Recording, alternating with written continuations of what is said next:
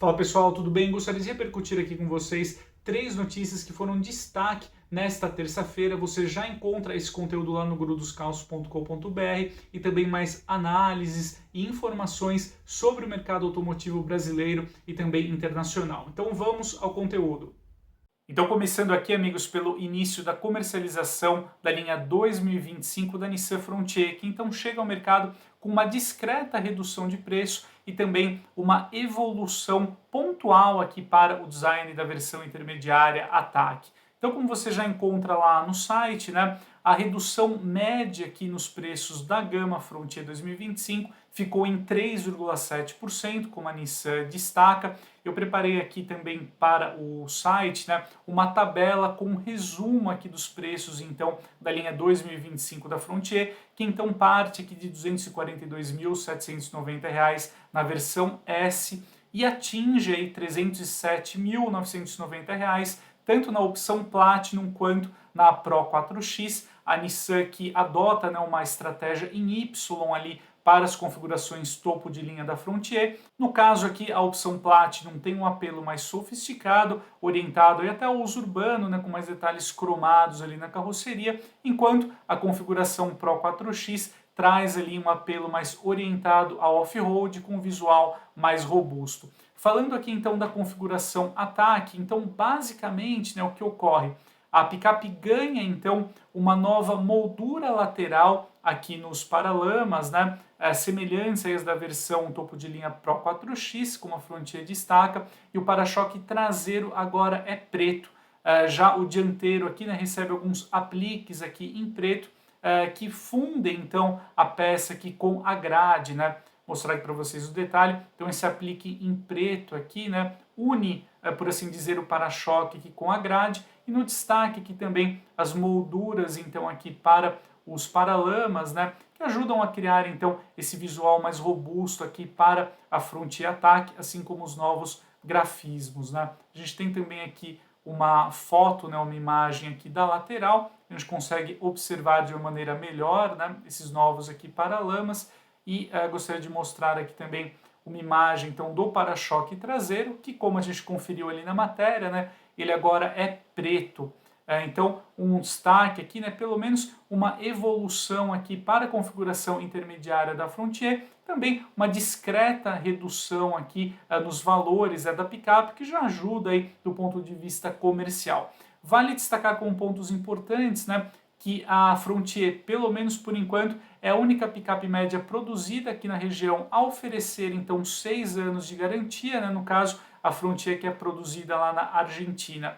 Tecnicamente nada muda e a picape então segue equipada, né, com suspensão traseira do tipo eixo rígido com uma estrutura multibraço, enquanto a suspensão dianteira tem ali um braço duplo, né, com barra estabilizadora. Todas as versões contam aqui com motor 2.3 biturbo a diesel, que oferece até 190 cavalos e 45,9 kgfm de torque, quando associado aí ao câmbio automático 7 marchas. Então, marcando aqui a chegada da Frontier 2025 ao mercado.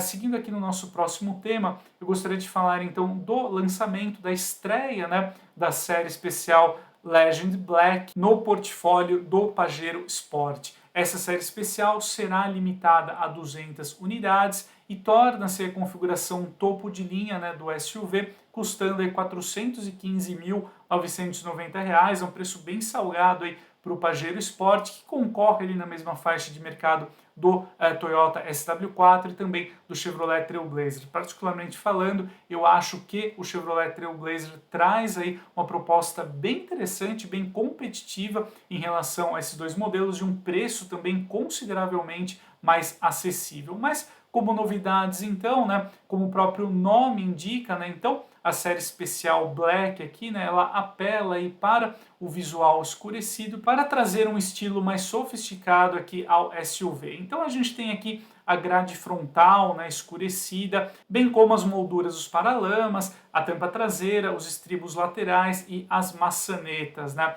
As molduras, os skid plates também, elas são escurecidas, bem como as rodas de liga leve aro 20 polegadas, contam então aí com a pintura em preto brilhante, como você confere aqui na tela.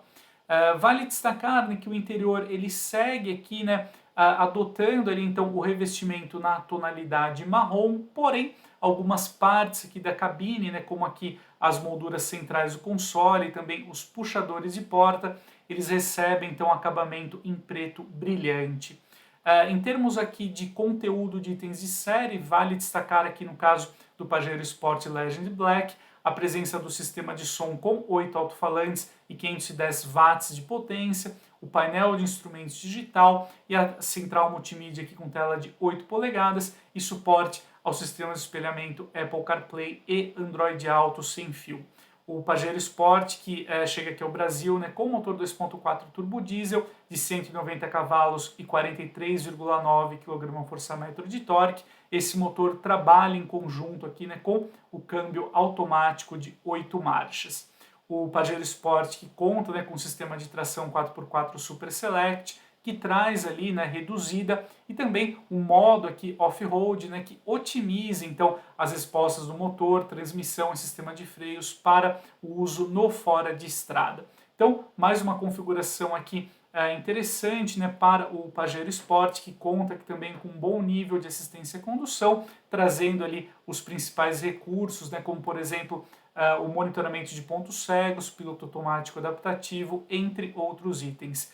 Vale destacar, né, que o Pajero Sport, então, na série especial Legend Black, ele chega ao mercado aqui ainda neste mês, né? Então, você confere também lá no site o conteúdo completo e também as fotos aqui do modelo. E só para terminar, né, este trecho aqui, eu gostaria de trazer aqui um resumo, né, dos preços, então, da gama Pajero Sport 2024, que inicia em R$ 339.990 na opção HPE e alcança, então, como já foi dito, né, R$ 415.990 na série especial Legend Black.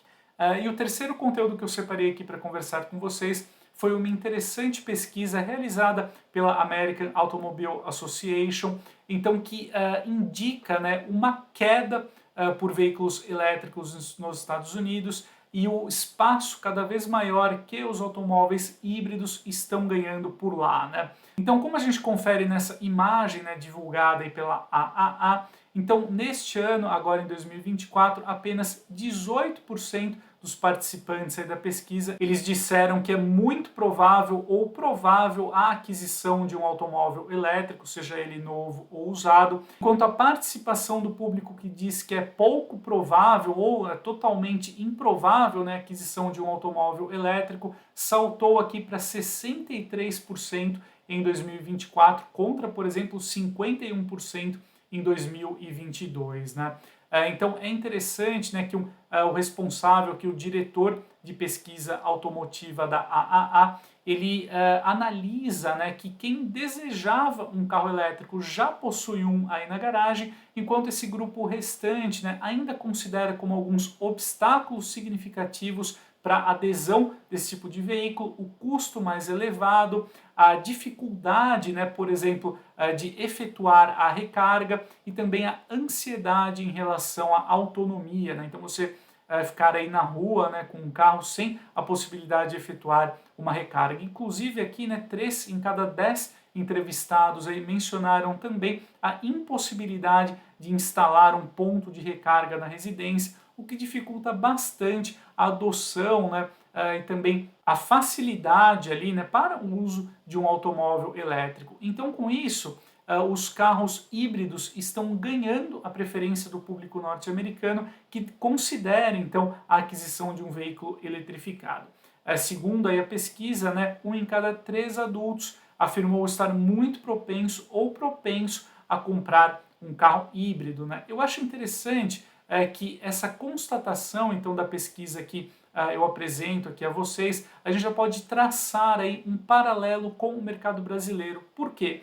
Modelos aqui como o Dolphin Mini, também o Dolphin, né, eles ainda são beneficiados pelo fator novidade e estão conquistando, né, uma ótima aceitação comercial aqui no país, superando até em volume de vendas, né, alguns produtos mais consolidados aqui no país e apenas com propulsão térmica. Porém, esse cenário que vem então aí de mercados mais desenvolvidos e maduros como o norte-americano, ele pode sim antecipar, né, uma tendência que pode surgir também aqui no Brasil, né? Ou seja, na medida em que os consumidores podem sentir algumas dificuldades no seu dia a dia com um carro elétrico, eles podem voltar aí para um automóvel a combustão ou migrar para um híbrido, né? Que então são modelos, né, mais adequados aqui a viagens de longa distância, não dependem de estações públicas de recarga e também não geram, né, aquela ansiedade de você ficar ali sem autonomia, né?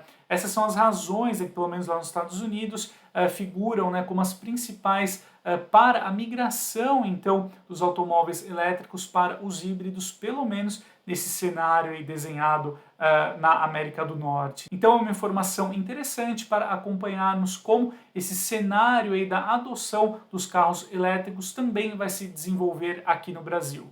Então é isso, amigos. Caso você queira saber mais detalhes então sobre essas 3 notícias, convido você a acessar o gurudoscarros.com.br e lá também no site você pode ficar ligado também em mais notícias, testes, também a cobertura dos lançamentos aqui no mercado brasileiro. Então a gente se vê em breve, um grande abraço e até mais!